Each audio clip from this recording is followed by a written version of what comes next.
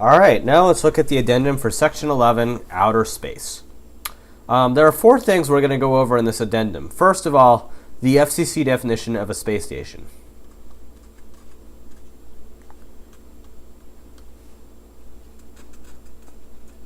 So how does the FCC, which is the part of the government that's in charge of ham radio in the United States, how do they define a space station? To them, a space station is an amateur radio station that's 50 kilometers above the surface of the Earth.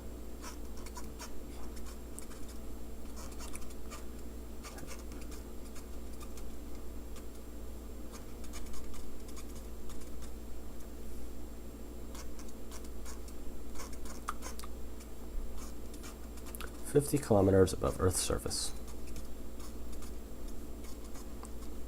So in ham radio lingo, a space station doesn't refer to any old spacecraft like it does in plain English. It specifically means a ham radio station that's more than 50 kilometers above the surface of the Earth. Not just any spacecraft counts as a space station, because we're talking about ham radio, and the only spacecraft ham radio cares about are space stations that have ham radio equipment on them. And I guess it's not considered being in space unless it's 50 kilometers above the Earth. So that's a pretty easy thing to remember. Now, when you're talking about space stations and satellites and other stuff like that, there are a variety of modes you can use, or that satellites use, to communicate with you, which leads us to our second point, which is satellite modes, I guess, or modes for satellites.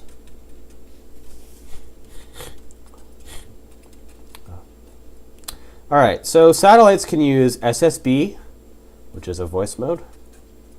They can use FM, which is also a voice mode. They can use CW, which is Morse code, which we'll be exploring in the next section right after this addendum. And they can use data, which is going to be the main topic of the next section. So you can use all those to talk to satellites, which is pretty cool. There's a lot of fun to be had there. All right, another thing I want to talk about is telemetry. And we touched on this a little in the lecture for this section, I believe. But I want to go a little more in depth now, just a little bit. Anyone can receive telemetry from a satellite. In fact, you don't even need a ham radio license. The ham radio license is just for transmitting. If all you want to do is receive, you can receive anywhere you want, regardless of your license class, or even if you have a license. And this includes the ability to receive telemetry data from a satellite or spacecraft. So,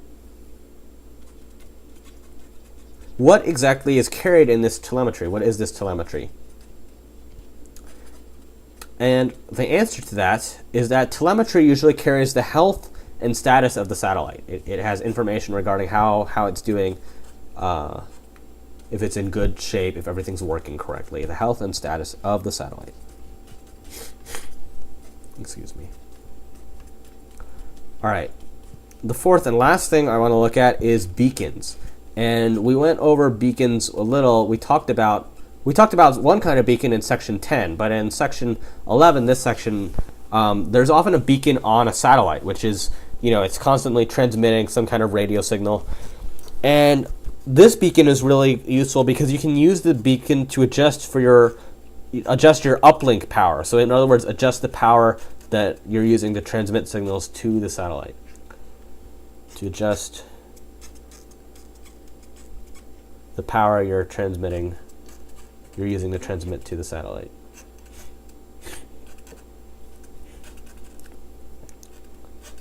And I'll explain how that works. So when you're transmitting to a satellite, you transmit on the uplink, right? And you receive on the downlink. I believe I went over that in the last video. If not, now you know. You transmit on the uplink, you receive on the downlink. Your signal strength on the downlink, so when you hear your signal coming back to you through the satellite from the downlink, it should be about the same strength as the signal coming from the beacon on the satellite. That's what the beacon is for. It gives you a reference so you can compare how strong your signal should be. So you adjust the strength of your signal until it matches the strength of the beacon, which is being transmitted down. And this is really important because using too much power to transmit to the satellite can block out all the other users trying to access the satellite. It can drown them all out, and that's not a very nice thing to do. So that's it for this addendum on outer space. So go ahead and study and take the quiz. And tomorrow we have a very, very fun lesson. I'm going to show you my hand shack, and you're going to see my radios and antenna and everything, and it'll be very, very fun. So I look forward to seeing you there.